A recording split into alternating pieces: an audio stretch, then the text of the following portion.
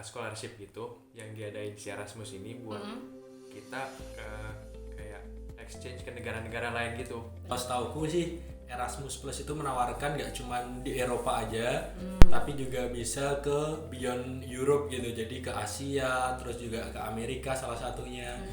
Fundingnya dapat dari mana? Ya itu alasan aku ngajuin itu, Cai. Karena pasti funding. Iya. Tanpa funding aku nggak bisa ke sana. Oke, pertama karena ini Erasmus itu ngasih dana ke kamu.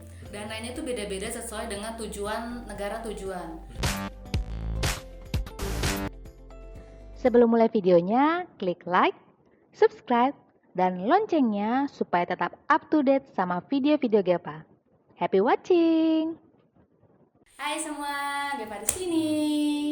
Hari ini Gepa kedatangan tamu dan agak beda nih. Jadi biasanya mereka yang jadi narasumber, tapi Gepa yang jadi narasumber, dan mereka punya pertanyaan yang sangat bermanfaat tentunya buat kalian ketika menonton video ini. Jadi buat hari ini kita mau diskusi soal Erasmus Plus. Jadi sebelum itu Gepa mau perkenalin dulu siapa orang yang sudah berani datang ke sini dan bertanya kepada Gepa. Oke, boleh perkenalan singkatnya, guys? Oke, nama aku Kenar, guys. Kita dari University of Padua di Vicenza. Oke, kalau aku Rida Barul Ulum, biasa dipanggilnya Rida, sama Ekenat, satu jurusan dari Manajemen Engineering University of Padua di tahun pertama. Oh iya, jadi mereka tuh baru datang di tahun ini. Jadi mereka junior aku. Aku udah jadi kakak kelas. Nora gue. Oke, jadi karena tesis tuh jadi momok ya sebenarnya ya, ketika datang ke sini udah mikir gue harus gimana untuk tesis. Jadi mereka tuh langsung datang ke sini kayak nanya, pengen tahu banyak hal tentang Erasmus. Jadi kita langsung aja, apa yang mau kalian tanyain ke Eva? Boleh Ken, Ayo. kamu duluan. Oke, Yes. pertanyaan pertama nih Kak. Apa sih Erasmus Plus program itu? Oke. Tapi apa yang kalian tahu dulu deh dikit. Kalau dari aku ya, Oke. itu tuh kayak exchange, kayak apa namanya, scholarship gitu yang diadain si Erasmus ini buat kita kayak exchange ke negara-negara lain gitu. Benar. Rida, tahu nggak sesuatu buat dari tentang Erasmus? Ya benar, selain tambahan dari Kenat tadi kan, kalau setauku sih Erasmus Plus itu menawarkan gak cuma di Eropa aja, tapi juga bisa ke beyond Europe gitu, jadi ke Asia, terus juga ke Amerika salah satunya. Dan juga gak cuma exchange, tapi juga Erasmus menawarkan buat internship gitu. Kayak gitu Kak. Benar. Nggak salah. Salah. Gimana? Nggak, ada benar. Mereka berdua udah benar. Mereka sudah mendapatkan informasi yang benar. Jadi kita lanjut ke pertanyaan berikutnya. Oh enggak ya? Nggak. Jadi Erasmus ini adalah program yang di bawah naungan European Union. Benar, itu buat exchange. Tujuannya itu buat pertukaran pelajar antar Europe dan juga beyond Europe, benar. Jadi beberapa universitas yang kerjasama, aku lupa tuh bilateral atau apa, karena aku IPS-nya jelek ya, yang pernah cuma kerjasama bilateral gitu. Padahal sebenarnya ada yang lebih dari itu gitu, karena tuh multilateral ya. Iya, multilateral. Iya itu. Oke, jadi mereka tuh ngadain kerjasama buat pertukaran pelajar, tapi yang perlu kalian tahu juga gak cuma buat pertukaran pelajar doang nih, karena Erasmus ini di bawah naungan Erasmus Plus ini ada dua macam. Pertama itu yang exchange, yes, buat pertukaran pelajar. Yang kedua itu traineeship. Nah, yang traineeship ini gunanya apa? Dia tuh supaya ketika studennya lulus tuh ada pengalaman magang, ya. Jadi yang exchange buat pertukaran pelajaran bisa buat ya tadi ya Euro sama aja sih sebenarnya, bisa buat Europe dan luar Europe. Kalau internship itu dia nggak cuman tujuannya itu kampus, tetapi institusi private company. Udah menjawab pertanyaannya belum? Udah sih. Oke lah, aman. Berarti next. Pertanyaan kedua nih Kak, berapa lama sih programnya itu, baik untuk exchange ataupun traineeship-nya itu? Oke. Overall Erasmus itu memberikan kesempatan 1 tahun per student. Oke. Jadi kalau misalkan ya tadi kan aku bilang, aku jelasinnya ada 2. Kamu mau ngambil dua-duanya boleh nggak? Boleh banget gitu, karena dia itu ngebatasin untuk satu programnya 9 bulan sebenarnya. Tapi kan tadi aku bilang dibatasin 12 bulan, 1 tahun untuk satu student. Jadi kita tuh harus berhikmat, kita harus bijaksana untuk mengaturnya. Kalau kamu mau, iya aku mau ngabisin 12 nih, kan sayang dong. Mendingan kita habisin 12 bulan gitu daripada aku cuma ngabis 6 bulan doang, sayang. Ya memang gitu, pola pikir gue juga gitu gitu loh. Iya. Jadi kayak berapa total durasinya? Misalkan gini nih, aku mau ngambil dua-duanya, kamu bisa distribusi 6 bulan. Aku mau ngambil 6 bulan exchange, 6 bulan buat internship, bisa. Atau misalkan kayak aku ngerasa internship kayaknya lebih bermanfaat deh setelah aku lulus kuliah gitu. Nah, jadi kamu ngaturnya gimana? 3 bulan, 9 bulan, bisa. Mantap ya, sangat bermanfaat. Oke. Berarti intinya berapapun kita alokasiinnya itu at the end of the day-nya itu 12 bulan gitu atau 1 tahun gitu ya. Iya, maksimalnya maksimal. 1 tahun. Oke. Gimana gitu? Mungkin pertanyaan berikutnya ya Kak. Oke. Kayak partner university-nya tuh siapa aja dan di mana aja sih? Apakah semua negara di Eropa dan luar Eropa? Apa sebagian doang? Sebagian. Aku totalin dulu, kayaknya kampus di Eropa tuh ada 5.000 jadi Banyak banget ya. sotoy banget, kayaknya kampus di Indo juga gak sebanyak itu. Oke, berapa tadi universitasnya ya? Overall aku nggak tahu sih ya totalnya berapa ya. Tapi gini konsepnya, setiap program itu dia punya kerjasama. Ya beda-beda universitasnya, dan ini aku tanyain sama profesorku sih. Jadi misalkan kayak program ini bisa dapat peluang buat ngadain exchange itu kemana aja, itu tergantung dari profesornya gitu. Jadi negaranya juga, misalkan kayak ini profesor ini cuma punya kenalan dia sama si kampus dari A, B, C dari Jerman gitu misalkan, padahal kan aku tuh pengennya ke Swiss gitu misalkan ya, tapi emang kebetulan apes aja gitu, nggak ada profesor di tempat kamu yang ada kenalan ke sana gitu. Jadi kamu buka aplikasinya, nah aku lupa ngejelasin ini. Jadi kan untuk pendaftarannya itu semua tuh serba online kan, dan ini linknya itu sebenarnya ke kampus kita gitu. Jadi kampus kita tuh nyediain link yang memprovide kayak program ini, dia punya kesempatan untuk ngajuin ke kampus ABC di negara CDE gitu. Nah itu ada di websitenya gitu. Nanti kamu tinggal klik aja lah. Tapi kamu harus jelas itu program kamu tuh apa. Jangan kamu pilih program lain karena aku maunya di Swiss tapi adanya di program lain, nggak akan bisa. Dijamin nggak akan bisa. Karena nggak ada yang mau tanda tanganin itu Green Moon kamu. Iya. Gitu. Jadi kamu input dulu nih program kamu ini, nanti kamu lihat di situ pilihan aku cuma ada negara misalkan Swiss, Jerman, Belanda gitu. Ya udah kamu harus pilih, coba lihat nih dari 3 ini ada yang kamu minat atau enggak. Udah menjawab pertanyaannya? Udah. Oke. Next, yes. Berarti, nah kalau udah kita tahu nih Kak, ada websitenya, terus kita masukin nih program kita misalkan dari, kalau aku sendiri manajemen engineering gitu kan, terus aku pengen misalkan ke negara Jerman gitu. Nah itu ada nggak sih Kak kayak persyaratan apa aja sama timeline gitu yang perlu kita siapin? Oke. Mungkin aku jawabnya yang lebih general dulu, yang timeline ya. Itu timeline untuk exchange dan traineeship itu beda. Yang pertama buka itu pasti yang exchange. Itu yang dari akhir tahun ke Januari, dan ini sebenarnya aku juga lupa sih, justru aku baru diingatkan setelah melihat website dan berdiskusi dengan mereka. Gelombang pertama itu di Desember Januari, jadi setelah dia kan ceritanya kita udah ngelamar dan ternyata masih ada kuotanya, baru buka tuh gelombang yang kedua. Nah jadi makanya aku saranin kalau kamu ngelihat udah buka nih, lamarlah di gelombang 1. Kalau kamu nggak dapat, baru kamu lamar di gelombang 2. Kenapa? Kamu nggak mau dapat sisa-sisanya doang kan? Iya. Desember, Januari, Februari, April gitu. Jadi waktu itu aku lamar di Desember, dapat pengumumannya di Januari atau Februari. Terus itu buat yang exchange. Kalau buat yang traineeship, Agustus, seingatku sih Juli, Agustus. Akhir Juli dia tuh udah tutup pendaftaran, Agustus September gitu dia udah pengumuman. Itu tuh buat timeline. Terus satu lagi tadi apa? Dokumen. Oh ya, dokumen.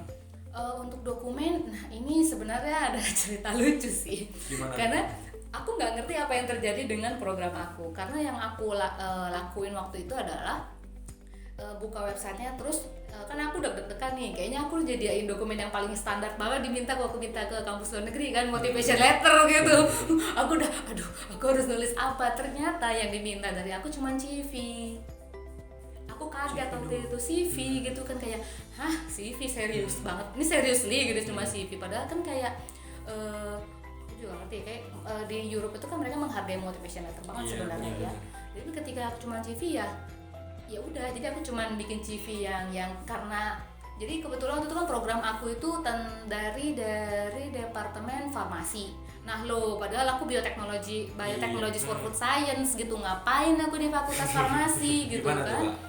Nah sekalian cerita lanjut tentang aku. Jadi aku tuh ngelamar kayak ya udahlah kampus mana ya buka, kita cek dulu lah, udah dakdikduk gitu kan. Aku sih pengennya Jerman, seriously aku pengen Jerman. Kenapa? Karena di Jerman itu dia negaranya cukup ramah untuk bioteknologi. Iya, cukup ramah dan cukup maju gitu buat bioteknologi. Terus setelah aku lihat banyak nih yang buka kampusnya gitu kan. Terus mereka menyatakan harus minta studennya bisa bahasa Jerman. Aku tuh kayak gimana ya? Terus aku nanya nih sama anak Indo di sini yang tahun atas gitu, ke kakak tingkat. Dia bilang kalau kamu mau nekat ya bisa, bilang aja aku bisa. Lah aku bingung, emangnya nggak disuruh ngelampirin sertifikat bukti kita bisa bahasa Jerman? Enggak. Aku bilang wah kok gila gitu kan. Jadi benar-benar nggak ngelampirin. Jadi konsepnya adalah ketika dia minta bahasa yang bukan bahasa Inggris, mereka itu nanti akan ngasih kayak tes online menyatakan kamu bisa bahasanya atau enggak. Jadi ini juga berlaku buat yang kurikulum bahasa Inggris. Jadi waktu itu aku nggak perlu ngelampirin IELTS aku, tapi dari international desk atau dari kampus mereka, aku lupa. Pokoknya nanti dia kan ngasih link gitu untuk kamu klik, terus kayak ada ujian online. Nah, kan aku tuh bahasa Inggris kan, aku tinggal klik aja, dan itu dikasih waktu nggak ya? Nanti pokoknya dia ngasih total waktu gitu loh, kamu ngerjainnya berapa menit gitu. Tapi bukan kayak tau nggak sih kayak ada ujian yang menitnya tuh ada di samping kamu gitu, bukan yang kayak gitu. Nah, jadi di situ aku ngerasa oh ini celahnya. Kamu bisa ngerjain nih di dua komputer, mungkin lah nggak usah dua komputer, ini satu komputer kamu belah aja layarnya, satu buat ujian, satu buat ininya, satu buat Google Translate, bisa banget gitu. Jadi kayak bertanya, oh ada nggak sih anak student Indo yang kayak gitu? Aku nggak tahu dia bilang student Indo atau student yang lain. Jadi dia datang ke sana dengan pengetahuan nol bahasa mereka, yang dia belajar di situ. Jawabannya, kamu tersiksa nggak kayak gitu? Kalau aku sih bilang aja, nggak mungkin aku bisa ngelakuin research 6 bulan bersamaan belajar bahasa Jerman 6 bulan, nggak mungkin. Itu impossible banget. Udah kayak tahu bahasa Jerman kayak apaan tahu kan ya. Mohon maaf ya, bahasa aku belajar bahasa Italia aja udah kayak udah ngapa-ngapain gitu. Oke, jadi untuk dokumennya kamu lihat dulu, kamu perhatiin mereka minta motivation letter apa minta CV. Nah, kamu harus ya baca teliti.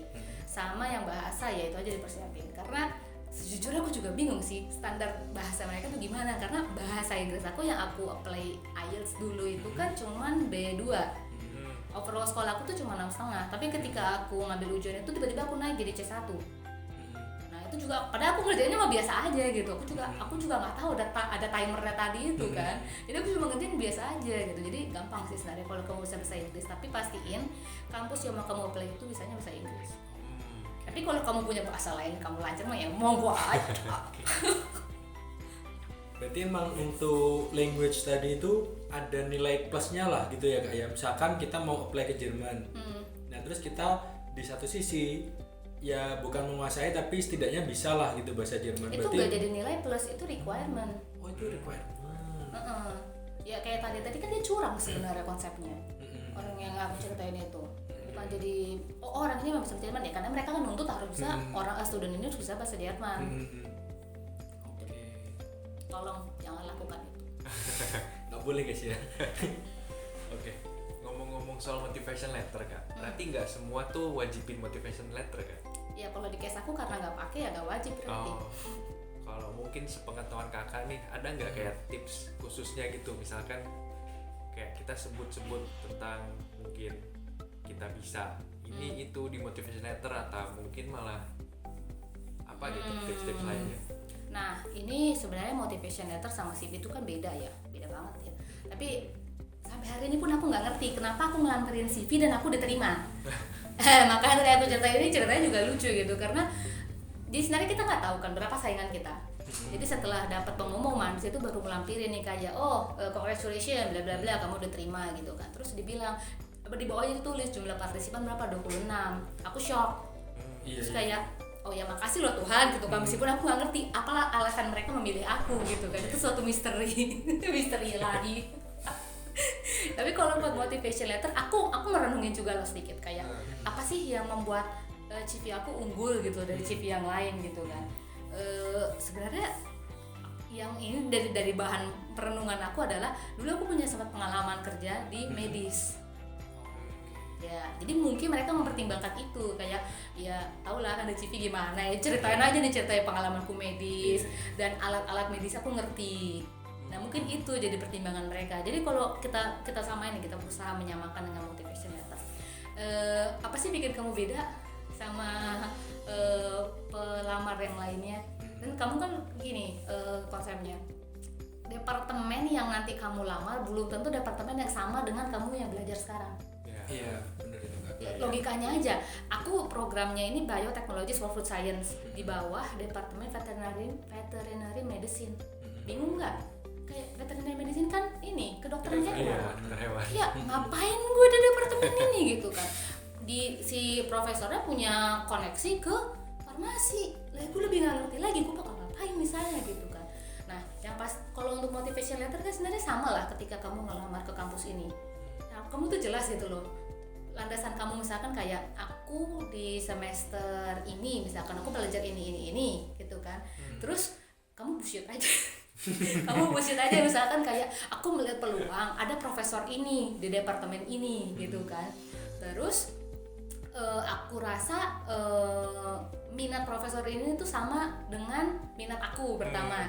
Ya pertama minat dulu lah, jangan langsung sotoy aja kemampuan aku. Kalau kemampuan aku nggak sesuai dengan minat aku ya sama aja gitu kan. Terus yang kedua pasti kemampuan kamu. Terus yang ketiga kamu ngeliat peluangnya. Misalkan kayak researchnya, kayak aku kan risetnya ini tentang gimana bikin simpelnya ya, permodelan saluran pencernaan manusia. Nah aku kalau misalkan dibikin motivation letter dengan cerita aku ya, itu pasti aku bilangnya adalah apa? Misalkan orang-orang di Italia dengan sakit pencernaan itu meningkat dari tahun 2020 sekian sampai segini. Terus aku melihat ketika aku pulang aku bisa mengaplikasikan ilmuku untuk ini. Itu kan kayak bullshit aja gitu sebenarnya. Gitu. Jadi kayak alurnya motivation letter yang selalu aku ingetin kalian, kayak kalian harus tahu gitu kalian mau ngapain di sana. Padahal belum tentu kita tahu kita mau ngapain. Kenyataannya itu kadang beda gitu ya. Kayak lu kira gue cenayam gitu kan, enggak gitu konsepnya. Tapi kayak ya buatlah supaya dia yakin gitu kayak oh anak ini siap, saya siap untuk mengirim anak ini, nah kayak gitulah konsepnya. Oke, berarti lanjut tadi kan ya udah kita bahas motivation letter itu kan, apa yang membuat kita beda, terus rencana kita ke depan kalau misalkan udah dapet Erasmus itu kayak gimana gitu kan. Nah ini ada salah satu lagi yang paling penting nih Kak, itu soal funding gitu kan. Gak mungkin nih kalau misalkan kita udah Erasmus apalagi ke Europe gitu kan, terus nggak pakai uang sama sekali itu kan nggak mungkin gitu kan. Nah itu gimana tuh Kak, fundingnya dapat dari mana? Itu alasan aku ngajuin itu Cahaya. Karena pasti funding. Tanpa funding aku nggak bisa ke sana. Oke, pertama karena ini Erasmus itu ngasih dana ke kamu. Dananya itu beda-beda sesuai dengan tujuan negara tujuan. Yang paling dikasih dananya paling tinggi itu Nordic yang aku pilih, Finland, Nordic UK kalau nggak salah itu. Yang Oltre deh bahasa Italia, bahasa Indonesianya Beyond Europe ya, di luar Europe itu juga tinggi. Australia,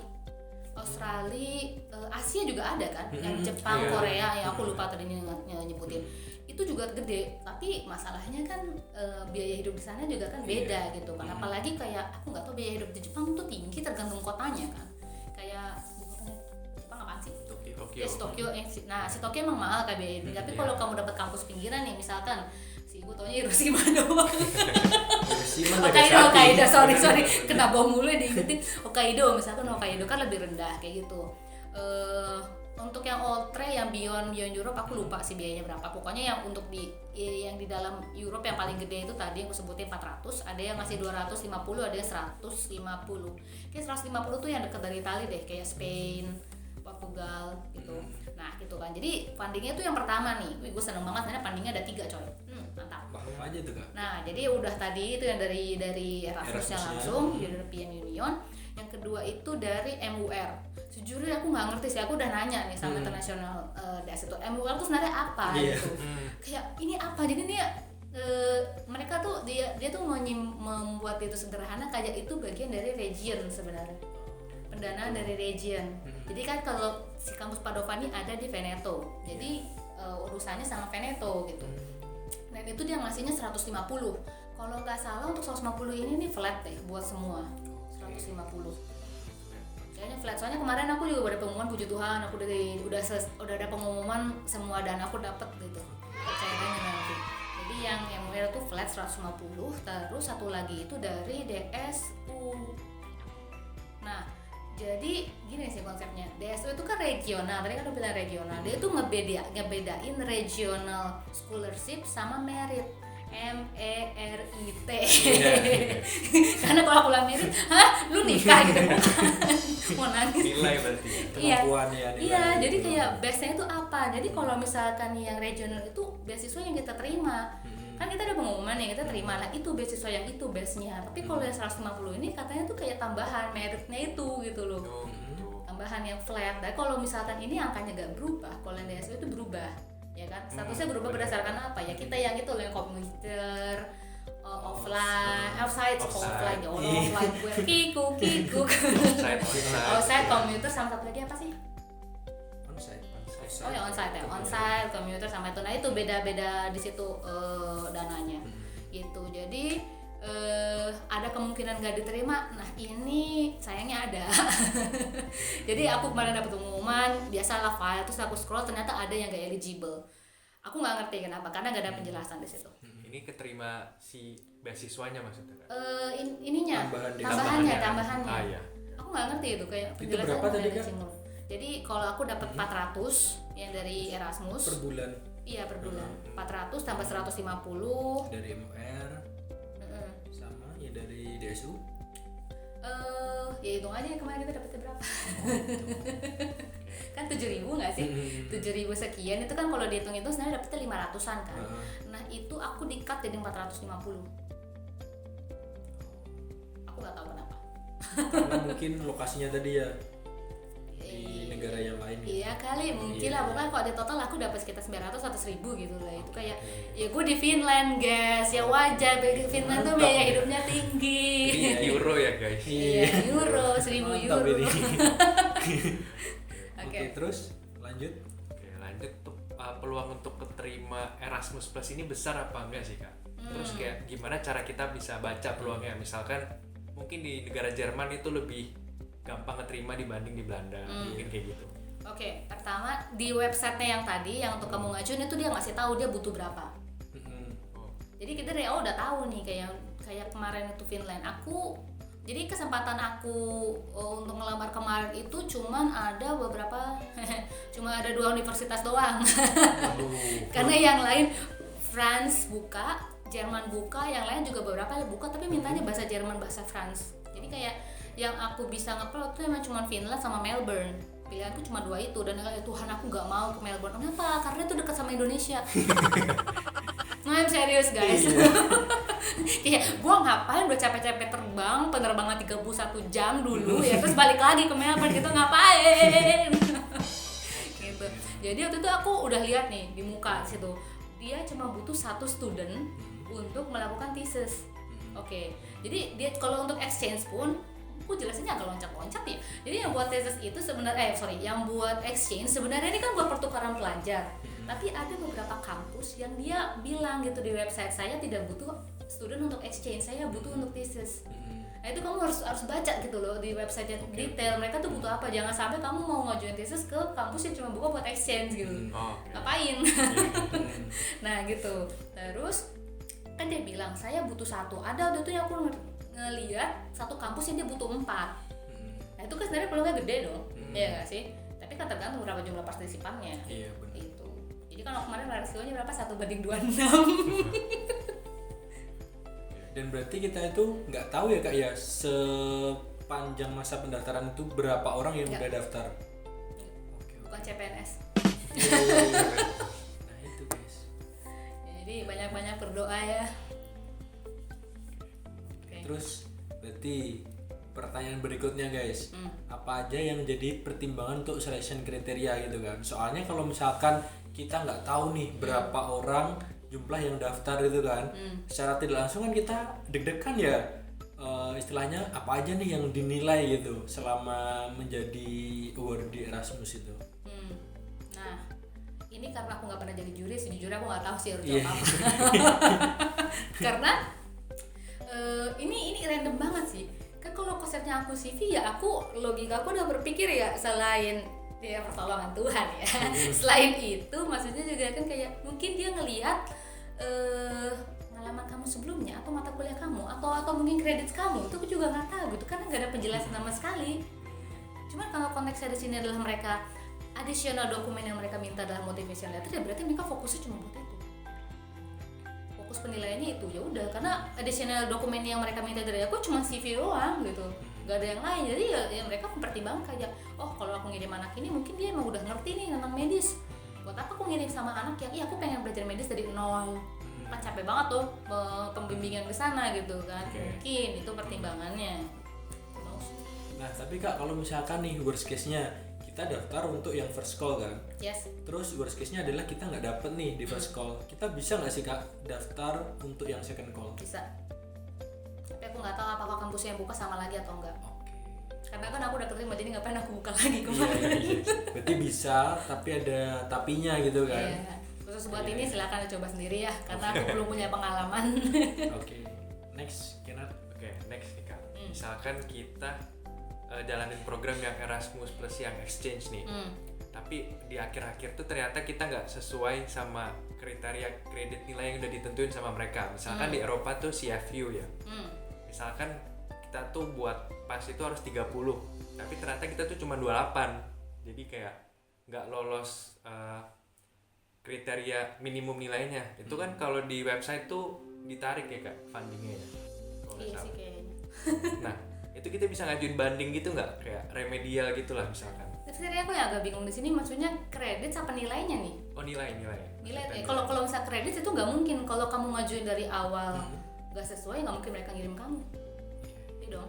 Lebih ke nilai berarti kan? Iya, soalnya kan kayak itu kan seleksi dari awal mereka pasti ya. Misalkan kayak kamu nih ngajuin, yang aku dengar dari yang ini, kamu kan kesulitan exchange di Padova ini nih ya. Kenapa aku nggak pernah ngerekomendasiin kalian untuk ngelakuin exchange?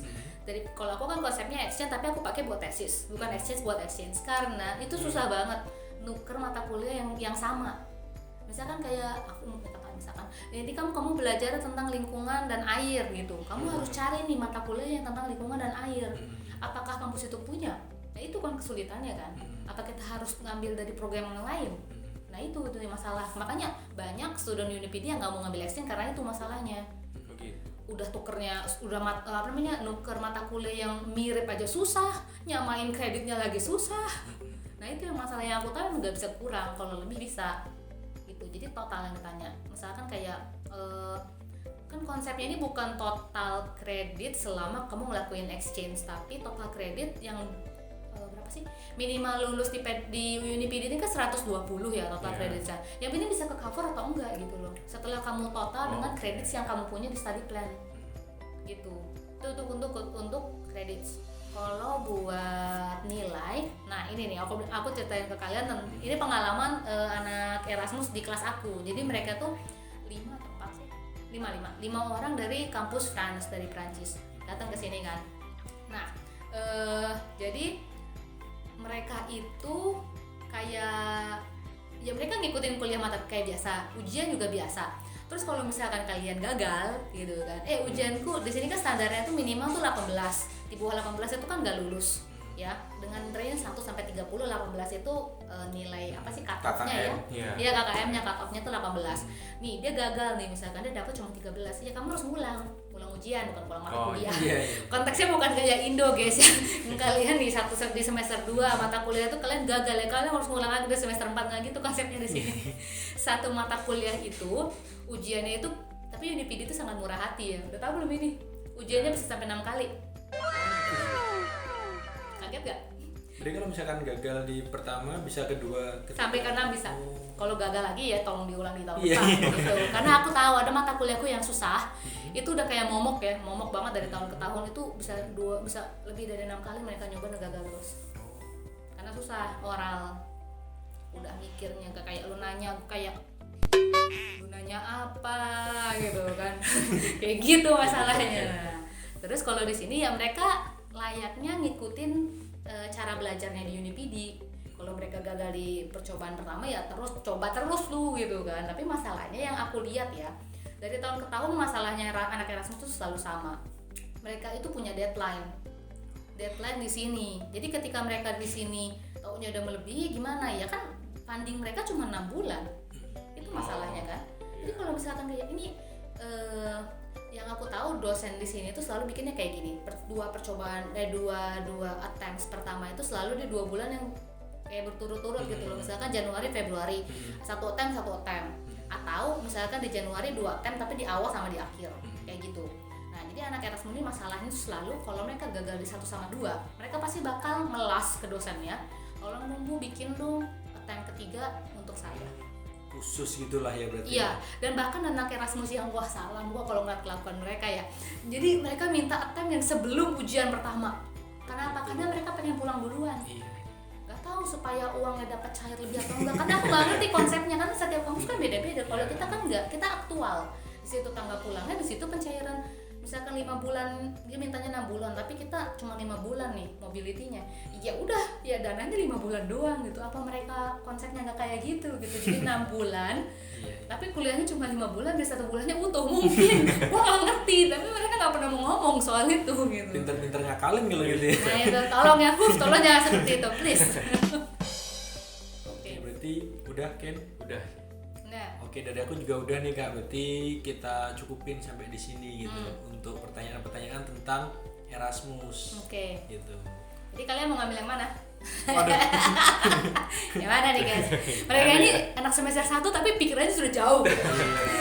Karena aku juga gitu. Nah, aku sedikit cerita ke kalian. Alasan aku ngambil Erasmus ini.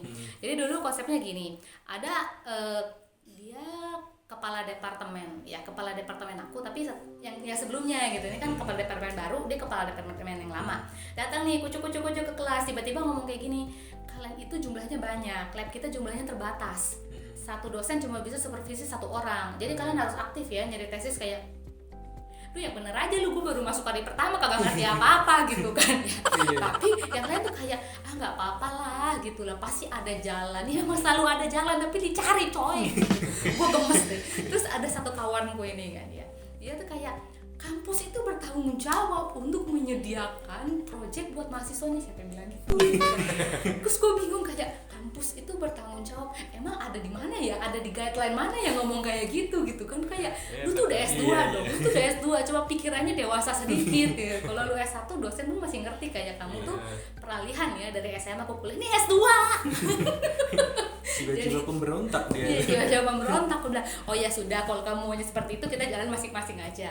Terus aku udah nggak tenang loh dia ngomongin kayak gitu, dan saya mikir kayak wah gue nggak mau cuy, mikir lu temen hari ini temen, besok lu musuh. Bayangin aja sih, kita keroyokan cuma demi nyari dosen doang gitu kan. Akhirnya aku udah mikir kayak ya Tuhan, gue harus gimana. Terus buka nih, jadi pengumuman Erasmus ini kan dari email guys.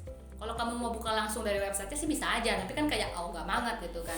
Lu buka nih hari ini, lu ingat besok enggak, padahal bukanya 3 hari lagi gitu kan, percuma dong. Jadi kampus itu pasti akan kasih tahu kamu ini udah buka.